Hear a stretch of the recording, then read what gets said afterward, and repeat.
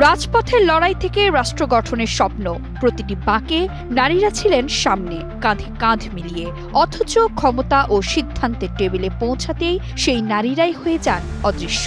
অন্তর্বর্তীকালীন সরকার ক্ষমতা নেয়ার পর যেন এই দৃশ্য আরও চোখে পড়ার মতো।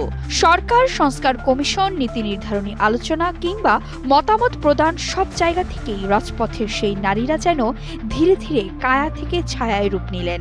জাতীয় নির্বাচনের প্রাক্কালে নারীদের এই অনুপস্থিতি কেবল সংখ্যার সংকট নয়, এটি ন্যায় বিচার ও গণতন্ত্রের প্রশ্ন। এই প্রেক্ষাপটে ত্রয়োদশ জাতীয় সংসদ নির্বাচন সামনে আসতেই নারীর রাজনৈতিক অংশগ্রহণের সংকট আরও স্পষ্ট হয়ে উঠেছে। নির্বাচন কমিশনের তথ্য অনুযায়ী মোট ২,৫৬৮ জন প্রার্থীর মধ্যে নারী মাত্র ১০৯ জন, আনুপাতিক হারে প্রায় ৪%। দেশের অর্ধেক জনসংখ্যা নারী হলেও জাতীয় নির্বাচনে তাদের উপস্থিতি এত কম হওয়া নিছক পরিসংখ্যান নয়, এটি সমাজ ও রাজনীতিতে প্রথিত পিতৃতান্ত্রিক বাস্তবতার প্রতিফলন।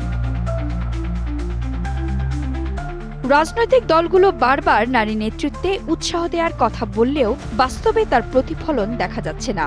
ঘোষিত ৫% নারী মনোনয়নের প্রতিশ্রুতি বেশিরভাগ দলই মানেননি। ৫১টি রাজনৈতিক দলের মধ্যে ৩০টিরই কোনো নারী প্রার্থী নেই, যা পরিস্থিতির ভয়াবহতাকে আরও নিকৃষ্টভাবে তুলে ধরে। যোগ্য ও পরিচিত নারী নেতৃত্বের অনেক ক্ষেত্রেই দলীয় মনোনয়ন থেকে বঞ্চিত করা হয়েছে, ফলে তাদের স্বতন্ত্র প্রার্থী হিসেবে প্রতিদ্বন্দ্বিতা করতে হচ্ছে, যা নারী প্রার্থীদের জন্য আরো কঠিন এবং ঝুঁকিপূর্ণ। বিএনপি সক্রিয় নেত্রী ছিলেন ব্যারিস্টার রুমিন ফারহানা। অন্তর্বর্তী সরকার আসার পর তার কিছু বিপ্লবী বক্তব্য আলোচনায় এসেছে। ঠিক নির্বাচনের আগে রুমিনকে দল থেকে বহিষ্কার করা হয় এবং তাকে স্বতন্ত্র প্রার্থী হিসেবে দাঁড়াতে হচ্ছে। আওয়ামী লীগও সেলিনা হায়াৎ আইভীর ক্ষেত্রেও তাই করেছিল।